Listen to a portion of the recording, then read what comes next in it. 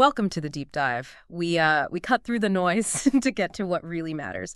And today we are diving into, well, a real superstar of the wellness world, the avocado. Oh, yeah. The avocado. It's everywhere, isn't it? Like the ultimate poster child for healthy living. Doctors praise it, influencers love it. It's sliced into salads, blended into smoothies. Spread on toast, of course. Of course. Couldn't miss out. Exactly.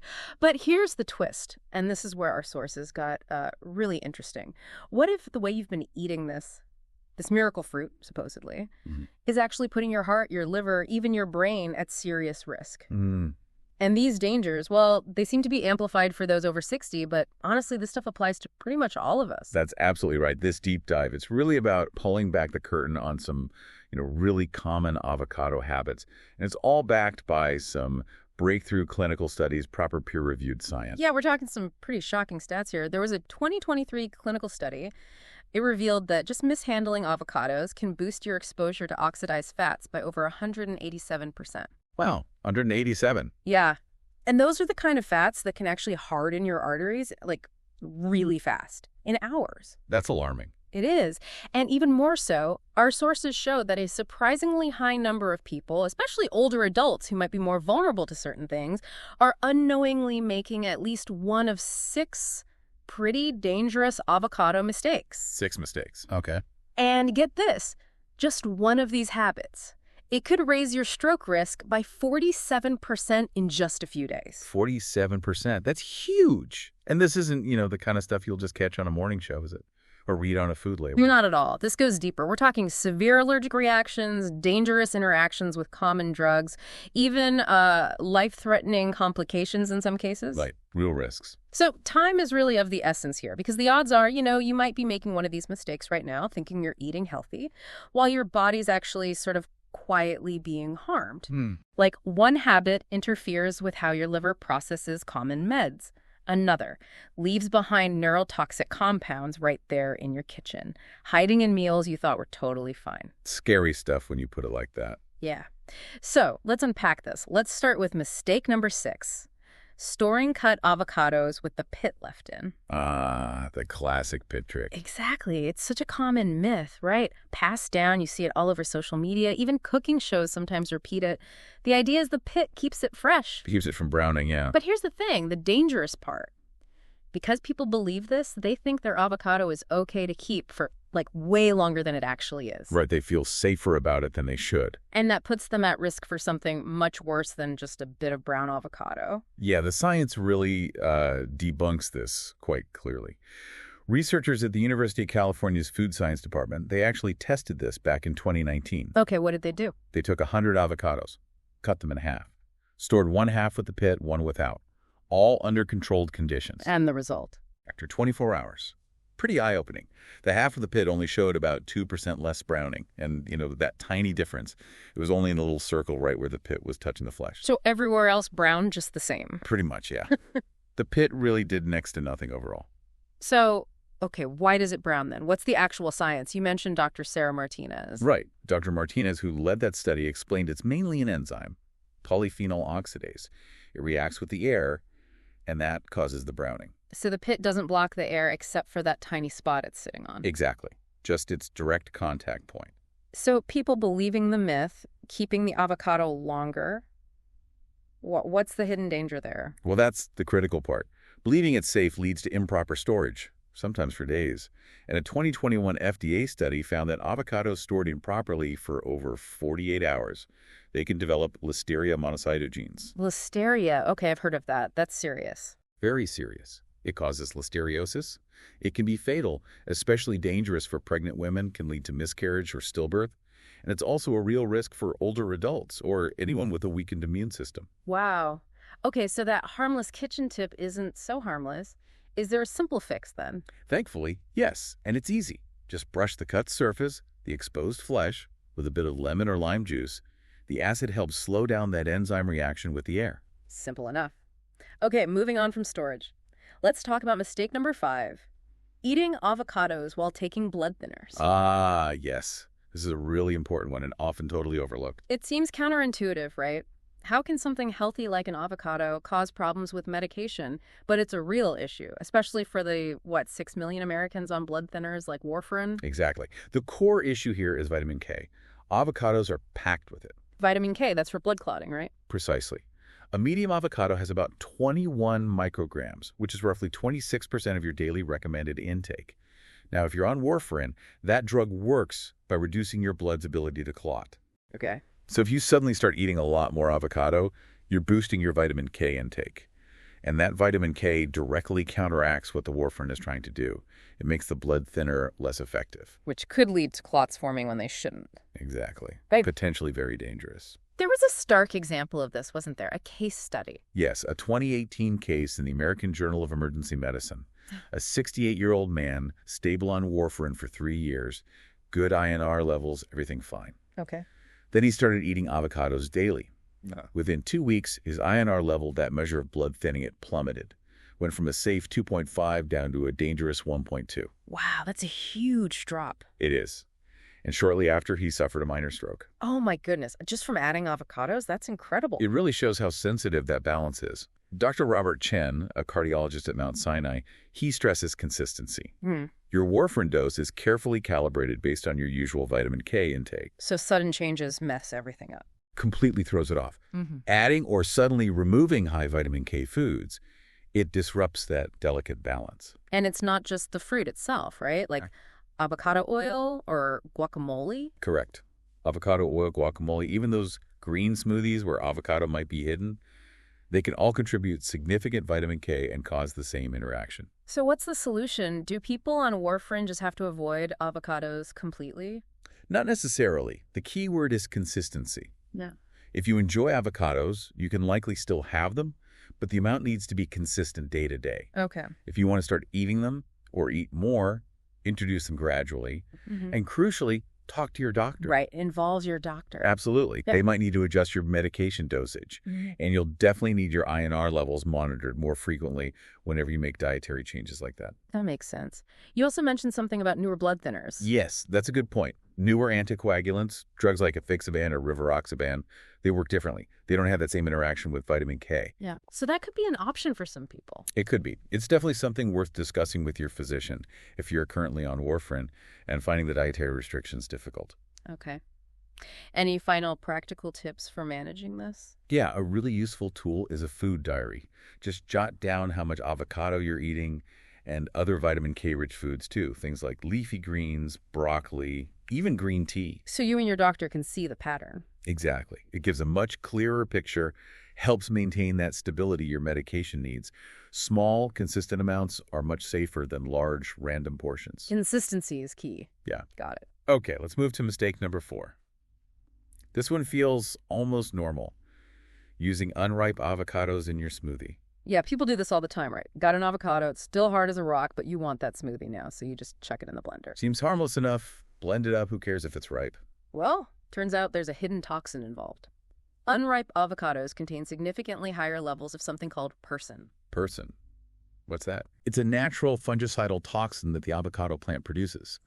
A 2020 study, I think it was in the Journal of Agricultural and Food Chemistry, found unripe avocados had about 3.7 times more persin than ripe ones. 3.7 times. Okay. And what does persin do to us? It can cause digestive upset.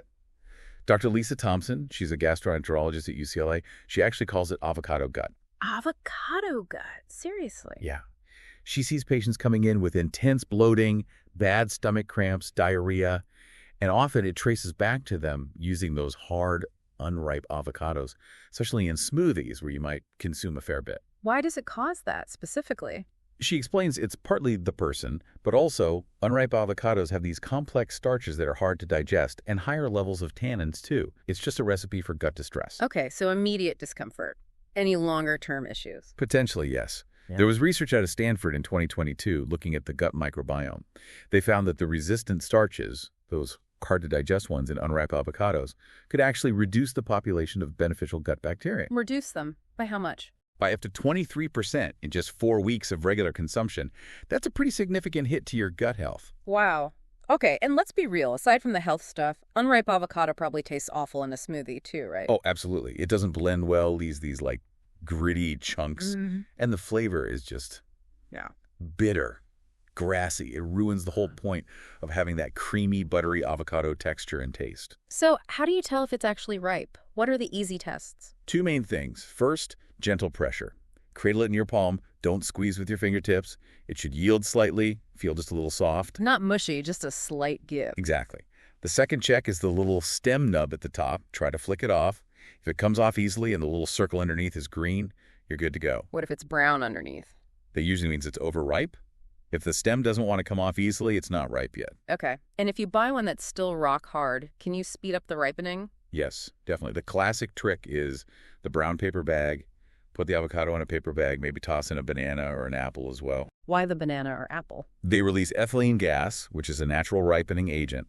It'll speed things up, usually ripen the avocado in 2 to 3 days instead of maybe 4 or 5 just sitting on the counter. Good tip.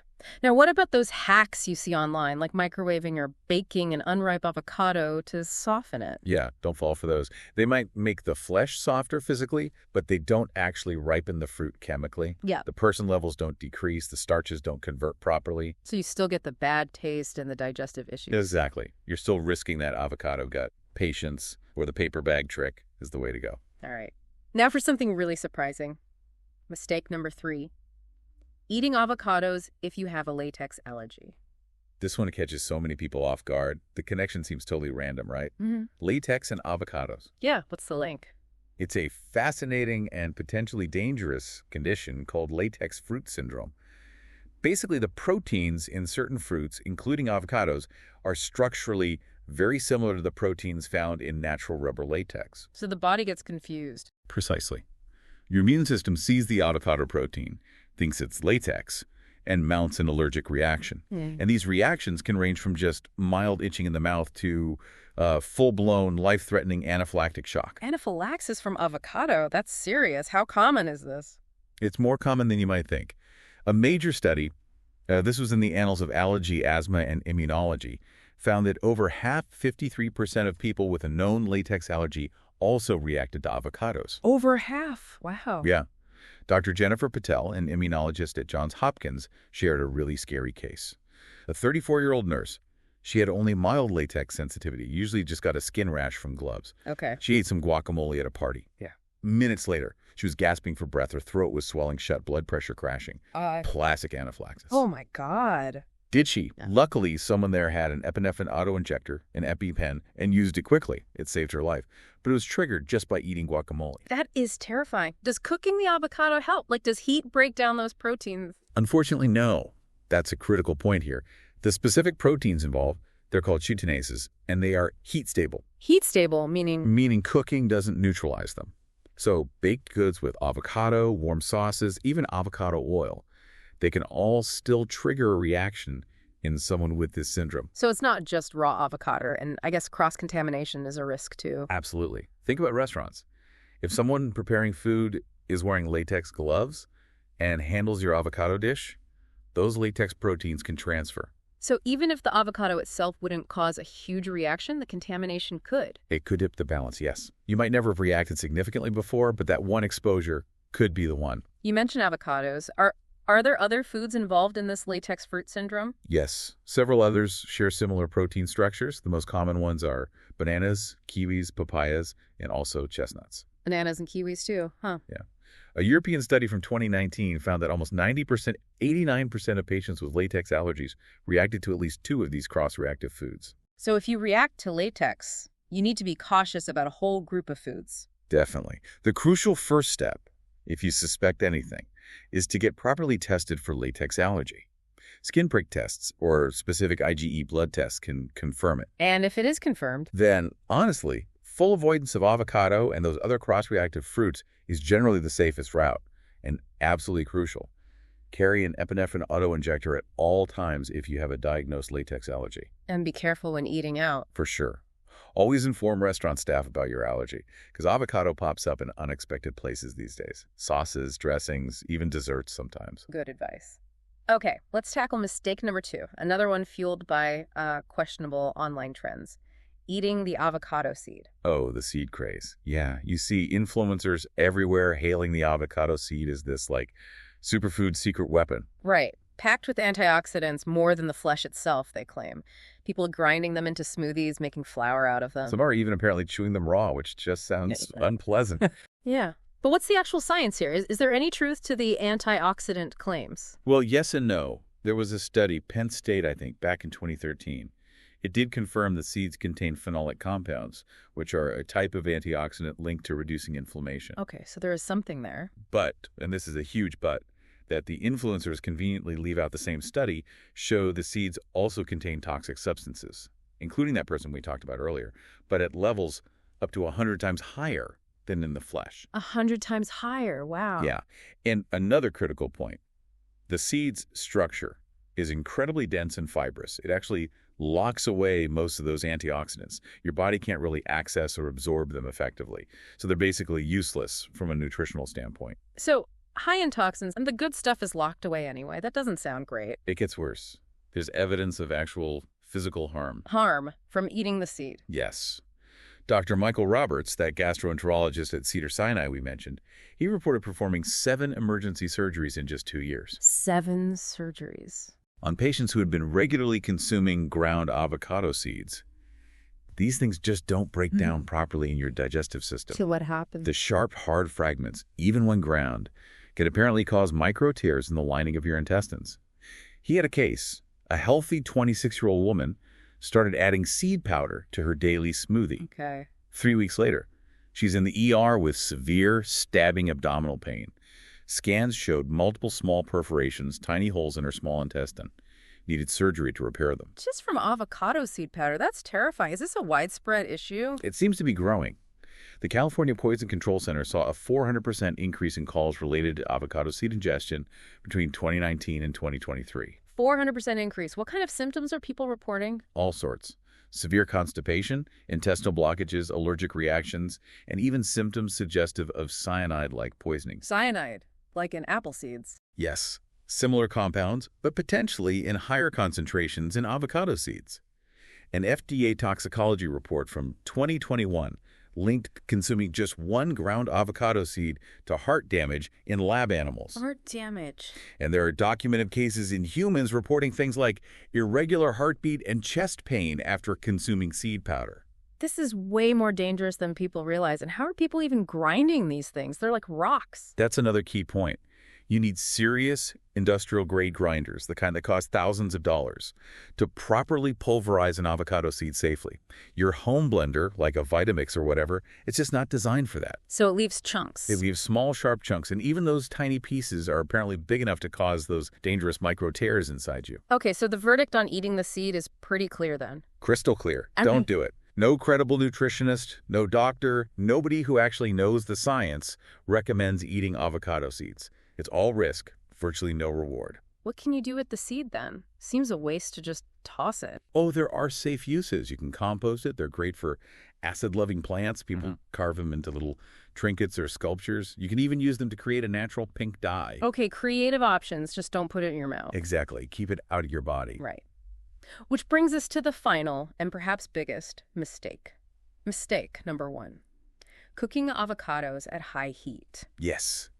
This is so common now, isn't it? People grilling avocado halves, pan-frying slices, stirring chunks into hot stir-fries or pasta dishes. Yeah, you see it on menus, recipes online. It seems trendy, but it's a problem. It's a big problem, chemically speaking.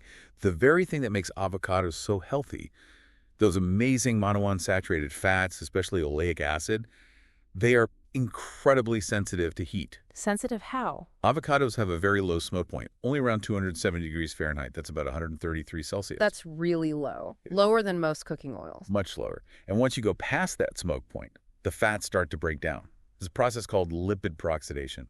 And this breakdown creates toxic byproducts. Toxic compounds from cooking avocado. Yes. Remember that 2020 study in the Journal of Food Science? It found that heating avocado oil, just the oil, to only 356 degrees out of her for 10 minutes, generated harmful aldehydes and other compounds. Aldehydes. Those aren't good. Definitely not. Levels actually exceeded the safety limits set by the World Health Organization. And Dr. Patricia Williams, a food toxicology expert at Cornell, Her work shows that some of these breakdown products, like acrolein and hydroxyinol, can actually damage your DNA at the cellular level. Damage DNA? Seriously? Yeah, her lab found that grilled avocados, just grilling them, had up to 15 times more hydroxyinol than fresh, raw avocados. 15 times? Okay, that's a major red flag. Does the heat damage anything else, like the vitamins? Absolutely. Avocados are full of great vitamins, but many are heat sensitive. That analysis in the journal Food Chemistry compared raw versus cooked. Pan-frying avocado slices for just 5 minutes. 5 minutes, okay. Destroyed nearly 90% of the vitamin C, 76% of the folate, 65% of the vitamin B6. Wow, so you're basically cooking away all the goodness. Pretty much. You're destroying the very nutrients you're probably eating the avocado for in the first place. And is there anything else formed when it gets hot and browns? Yes. When avocados brown from heat, not just air exposure, they can produce acrylamide. Acrylamide. That's the stuff in burnt toast, right? The potential carcinogen. That's the one. Tests by the European Food Safety Authority found grilled avocados contained about 185 micrograms per kilogram of acrylamide. That's well above the levels considered safe in many contexts. Okay, so toxic byproducts, destroyed nutrients, potential carcinogens. And honestly, does cooked fake avocado even taste good? Most chefs would say no. That beautiful creamy texture goes stringy and sometimes mushy. The lovely rich nutty flavor turns bitter, almost acrid. Yeah, I've had it where it tastes a bit off. Exactly. There's a reason most professional chefs avoid heating avocados directly. It ruins the taste and texture, and as we've seen, it has these health downsides too. So what's the takeaway? How should we be using avocados in warm dishes? The smart way, keep them cool. Always add your avocado after the cooking is done. So cook the rest of the meal first. Right. If you're making a warm dish, like pasta or a grain bowl, let it cool down a bit first, ideally below 140 Fahrenheit, that's 60 Celsius, before you stir in the fresh avocado. What about things like sushi or noodle salads? Room temperature avocado is perfect for those, or with lukewarm noodles is fine too. If you're making a dressing or a sauce with avocado, prepare it separately and just drizzle it over the plated food right before serving. Okay. What if you really want that smoky grilled flavor with avocado? Any tricks? Yeah, here's a good one, kind of a chef's secret. Mm-hmm. Grill other things that handle heat well, like corn, bell peppers, onions, zucchini. Get them nice and charred. Okay. Let those grilled veggies cool down just slightly, then toss them with fresh diced avocado. You get that smoky flavor infused throughout the dish, but the avocado itself stays cool and retains its nutrients and texture. Ah, that's clever. Get the flavor, protect the avocado. Exactly. Best of both worlds. So there you have it. As amazing as avocados are, they're clearly not just a free pass on health, are they? Not at all.